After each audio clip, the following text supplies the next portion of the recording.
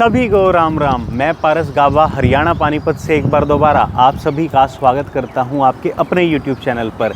जैसा कि हमारी प्यारी ऑडियंस जानती है कि हम हमारे चैनल पर गाड़ियों का बिल्कुल ऑनेस्ट ओनरशिप रिव्यू डालते हैं, उसी तरीके से आज ऑनेस्ट ओनरशिप रिव्यू करने वाले हैं सामने खड़ी स्कॉर्पियो एन का।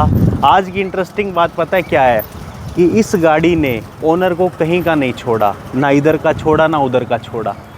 और ओनर को हम बुलाने वाले हैं। आज के ओनर बहुत ज़्यादा चंचल मन के और बहुत ज़्यादा इंटरेस्टिंग पर्सनैलिटी है। तो चैनल पर स्वागत करते हैं एंकर ईश नंदा जी का।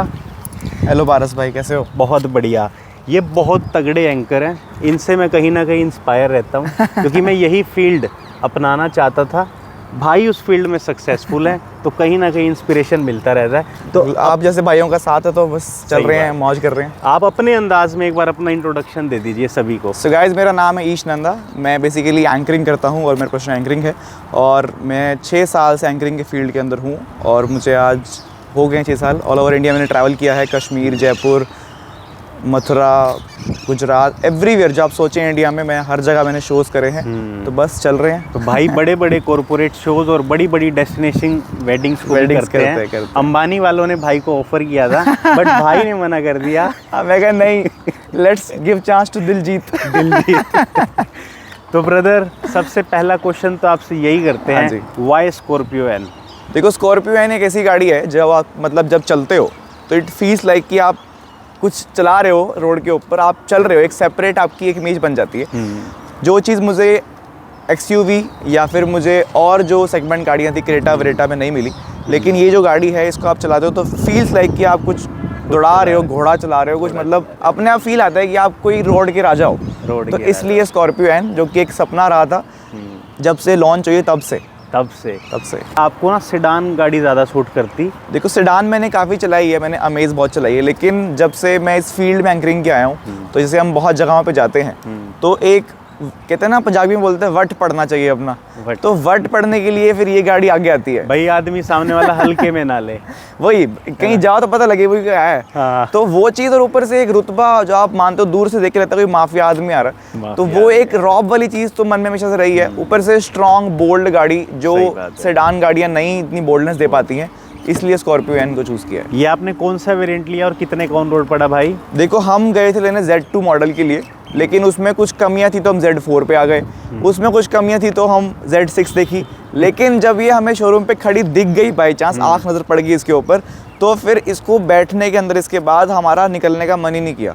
तो फिर निकले हम बुक कर गई। जो लगता है लगा दे एक बारी, अब पैसे ले और दे दे बस। ठीक है। हम इस वीडियो में आपको क्लियर कर देंगे कि ये Z8 सिलेक्ट वेरिएंट में क्या क्या आता है, Z6 से बेटर ये क्या देगी, Z8 में क्या मिलता है जो इसमें नहीं मिलता। एक एक चीज़ आपको क्लियर करेंगे, जिसके लिए वीडियो के एंड तक आपको बना रहना पड़ेगा।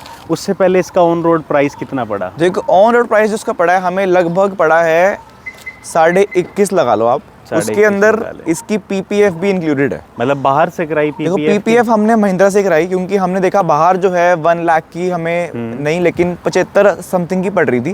तो हमने देखा 75 हम भर रहे हैं बाहर, तो एटलीस्ट महिंद्रा से हम करा के लें तो 85 मतलब महिंद्रा भी पीपीएफ करती है। भाई ने ये बात हमें कहीं ना कहीं, आप देखोगे जो क्वालिटी है इस चीज़ की वो बहुत अच्छी है। अगर आप बाहर से पीपीएफ कराओगे तो आपके सारे पार्ट्स उतार देंगे, वो ये हैंडल सब उतारेंगे पीपीएफ के लिए। तो नई गाड़ी उतरवाना बड़ा दिल दुखता है, तो इसलिए हमने वहीं से करा के, हमें जो रेडी करके दे दो भाई, हम बाद में कुछ नहीं कराएंगे। कहने का मतलब ये है कि 21.5 लाख में पीपीएफ समेत आपको गाड़ी एनी हाउ पड़ गई। अगर आप पीपीएफ नहीं कराओगे तो समझो कि 21.25 आपको 20-80 की समथिंग। और भाई इस पे तो अच्छी खासी बुकिंग है, लोग प्रीमियम भी पे कर रहे हैं, लोग सिफारिश भी लगवा रहे हैं, लोग झगड़े भी कर रहे हैं। आप कह रहे हो मैं तो गया, बैठा गाड़ी में, मुझे पसंद आ गई। हम जब समझो आपकी हम 10 दिन पहले बुक कराई थी हमने, हमें 10 दिन में उन्होंने गाड़ी दे दी। 10 दिन में भाई साहब, 1 साल की वेटिंग वाली गाड़ी। और वो भी वो गाड़ी जो कि लॉन्च ही मार्च में हुई है और हमने मार्च में 10 दिन में ली है। सही बात। नंदा जी, बहुत से लोग ना तैयार बैठे हैं पैसे लेके, बोरियां भर के, कि जाना है स्कॉर्पियो एन का Z6 लेके आना है। लेकिन मैं बता दूं कि एक और वैल्यू फॉर मनी वेरिएंट आ गया जो है Z8 सिलेक्ट। बिल्कुल। Z6 से बेटर इसमें क्या क्या मिलता है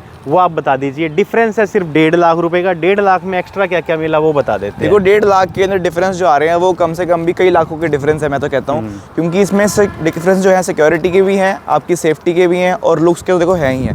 पहली चीज़ जो आपको ये ग्रिल दिखाई दे रही है, ये जो इसमें आपको क्रोम फिनिश में दी जा रही है, Z6 के अंदर ये क्रोम में नहीं आती, वो आती है नॉर्मल के अंदर। Normal तो ये आप silver बाहर finishing जाओगे, आती इसको निकलवाओगे, लगवाओगे, कभी उतर सकती है, कोई सेफ्टी वगैरह नहीं है। दूसरी चीज़ क्या है, इसमें जो लाइट्स हैं वो लाइट्स इसमें वही लाइट हैं जो इसमें टॉप मॉडल में आती है ZL के अंदर। उसमें सीक्वेंशियल इंडिकेटर्स हैं, सब कुछ एवरीथिंग जो टॉप में है same to same. Projector LED light setup मिल गया बिल्कुल है।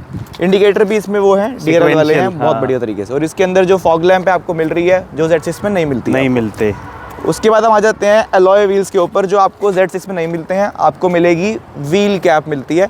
और अगर आप अभी भी देखोगे ना, ये डिफरेंस भी आप काउंट डाउन करोगे तो आपको 1.5 लाख टाप जाता है मेरे ख्याल से, आराम से। और मैं बता दूं कि टॉप वेरिएंट में आपको 18 इंच के मिलते हैं, इसमें आपको 17 इंच के अलॉय व्हील मिलते हैं। और टॉप में भी Z8L में मिलेंगे, Z8 में आपको सेम मिलते हैं। और अंदर से हम आपको थोड़ा डिफरेंस और बता देते हैं।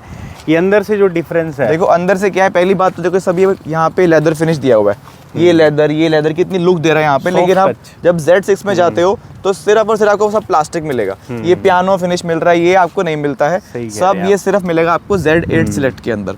उसके बाद मेन जो भाई सेफ्टी की बात हो पारस भाई आपको मैं, सेफ्टी में क्या है कि आप सेफ्टी, हम मतलब जा रहे हैं, घर जा रहे हैं, हम कहीं निकल रहे हैं, ट्रिप पे जा रहे हैं, तो आगे 2 लोग बैठे हैं, आपकी सेफ्टी 2 एयरबैग से हो जाती है। लेकिन Z6 में 2 एयरबैग्स हैं, इसके अंदर सिलेक्ट के अंदर आपको मिल रहे हैं 6 एयरबैग्स। मतलब आपकी पूरी फैमिली बहुत सेफ सिक्योर जा रही है, तो कोई टेंशन नहीं है, आप जहाँ मर्जी जाएं। सेफ्टी मेन पर्पस मेरे ख्याल से है, तो सिलेक्ट मॉडल इसके लिए बहुत अच्छा है।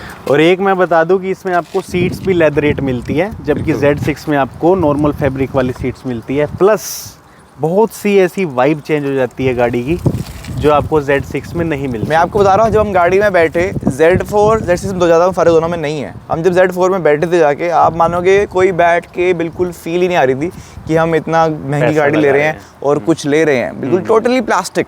अब इसके अंदर आप बैठोगे तो बिल्कुल जैसे होता है ना, माहौल बदल गया, वक्त बदल गया, वो वाली बात हो जाती है। इसमें बैठोगे तो एक पूरी फील आ जाती है कि आप एक्चुअली में SUV ले रहे हो और पैसा लगा रहे हो। और यार एक और चीज़ मैं आपको मेंशन कर दूं, जब लेदरेट टेक्सचर ऐड हो जाता है ना गाड़ी में, तो आपको टेथरिंग रेटलिंग की नॉइसेस नहीं आती फ्यूचर में।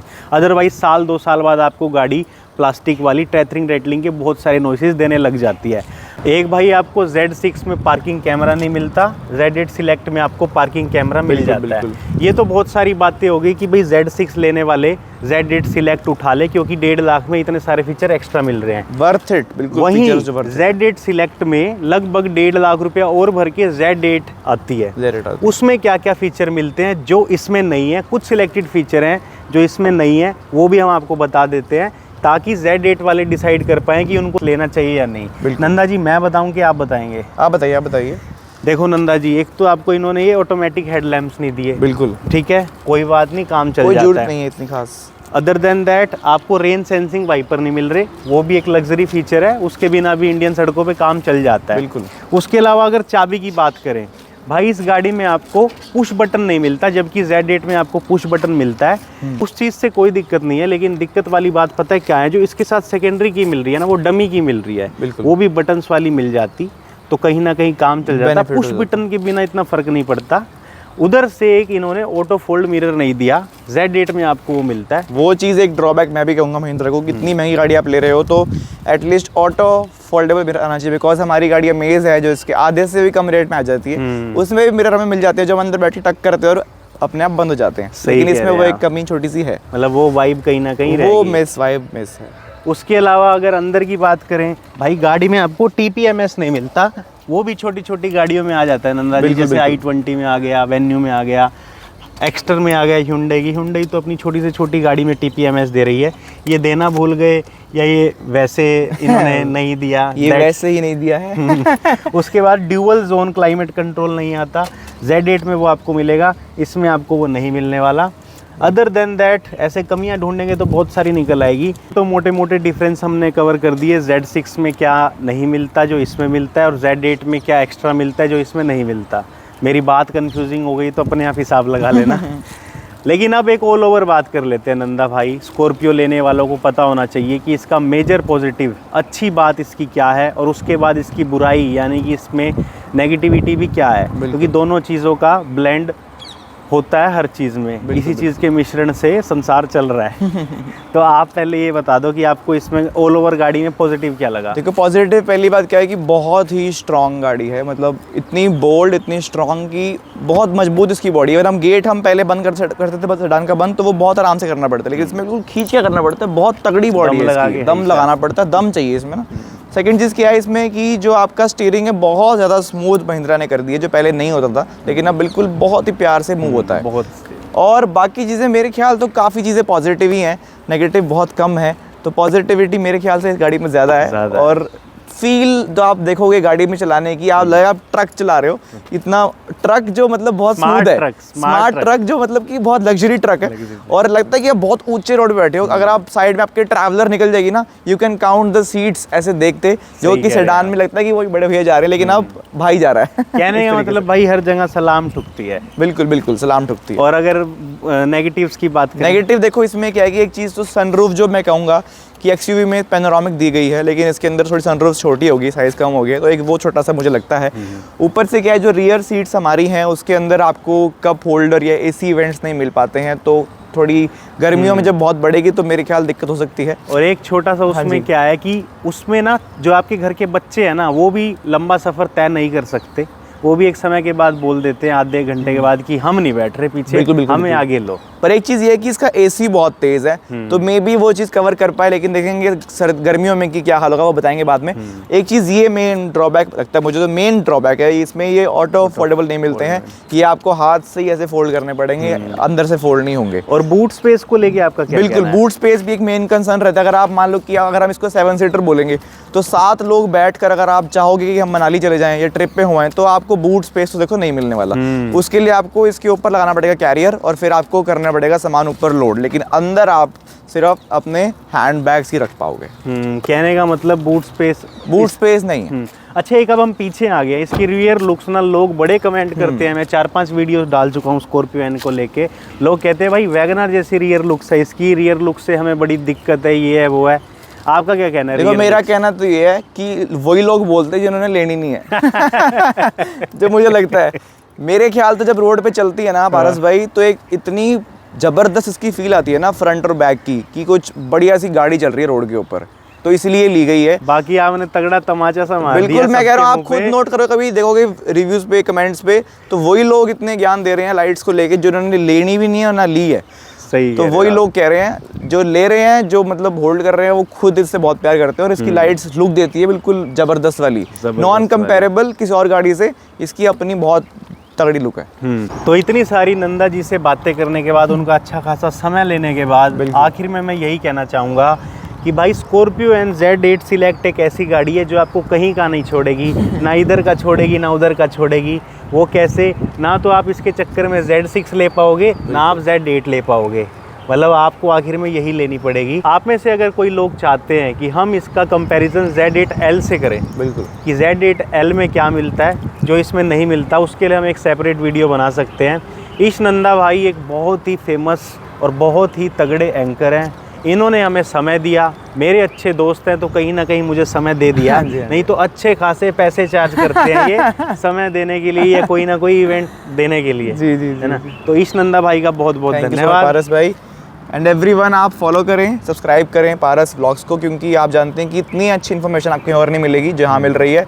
और स्कॉर्पियो की बात रही, तो Z6 अगर लेने जा रहे हो तो 1.5 लाख प्लीज़ भर के ये ले लो, उसका कोई बेनिफिट नहीं है। और अगर आप में से भी कोई चाहता है अपना ओनरशिप रिव्यू हमारे साथ शूट करना, शेयर करना, हमारे डिस्क्रिप्शन के कॉन्टैक्ट में डिटेल्स मौजूद हैं, वहाँ से हमें रीच कर लेना, हम आपके साथ ज़रूर शूट करेंगे। और क्या पता ईश नंदा के बाद अगली वीडियो आपके साथ हो।